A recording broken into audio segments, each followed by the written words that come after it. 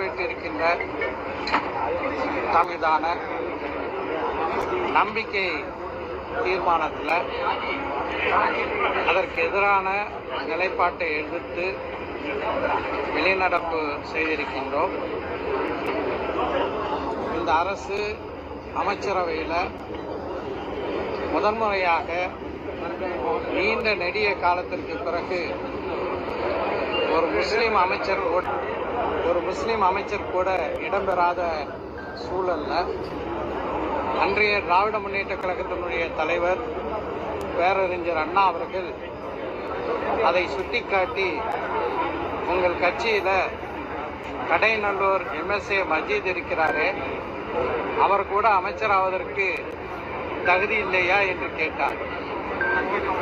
இதனை அறிந்த பெருந்தலைவர் காமராசர் அவர்கள் உடனடியாக கடையநல்லூர் MSA மஜீத் அவர்களை தனது அமைச்சரவையில் அமைச்சராக சேர்த்தார். அதற்கு பிறகு தொடர்ச்சியாக தமிழ்நாட்டின் அமைச்சரவையில் முஸ்லிம் அமைச்சர்கள் இடம்பெற்றிருக்கிறார்கள். சில சந்தர்ப்பங்களில் குறிப்பாக சொல்ல வேண்டும் என்றால் 2006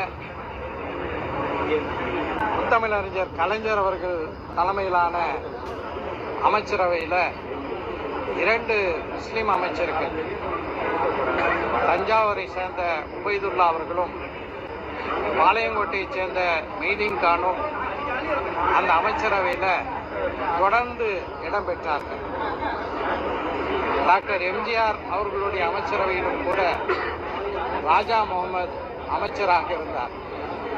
செல்வி ஜெயலலிதா அவர்களுடைய அமைச்சரவையிலும் கூட முஸ்லிம் அமைச்சர்கள் இடம்பெற்றிருக்கிறார்கள்.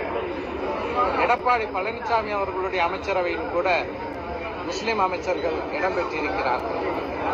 ஆனால் திரு விஜய் அவர்கள் தலைமையிலான இந்த அமைச்சரவையில் அவருடைய கட்சியின் சார்பாக 3 முஸ்லிம்கள் வெற்றி பெற்று இன்று சட்டமன்ற உறுப்பினராக தேர்ந்தெடுக்கப்பட்ட பிறகும் கூட அவர்களில் ஒருவருக்கு கூட வாய்ப்பளிக்காதது மிகுந்த ஏமாற்றத்தை அளிக்கின்றது. என்னுடைய அரசு சிறுபான்மையினர் அரசுதான் என்று இந்த நம்பிக்கை வாக்கெடுப்பு தீர்மானத்திற்கு பதிலளித்து பேசும்போது முதலமைச்சர் விஜய் அவர்கள் குறிப்பிட்டார்கள். சிறுபான்மையினர் என்றால் தமிழ்நாட்டில் அதிகமான எண்ணிக்கையில் முஸ்லிம் சிறுபான்மையினர்கள் வாழ்ந்து வருகிறார்கள். அவர்களுக்கு அமைச்சரவையில் பிரதிநிதித்துவம் கொடுக்காதது மிகுந்த ஒரு ஏமாற்றத்தை அளிக்கின்றது. MSA மஜீத் முதல் ஆவடி நாசர் வரை தொடர்ந்து அமைச்சர்களாக இருந்த சூழல்ல இந்த குறையை நீக்கக்கூடிய வகையில் விரைவில் தன்னுடைய கட்சியைச் சேர்ந்த ஒருவரை, ஒரு முஸ்லிம் MLA-வை அமைச்சராக சேர்த்து சமூக நீதியை புதிய அரசு பேண வேண்டும் என்று மனிதநேய மக்கள் கட்சியின்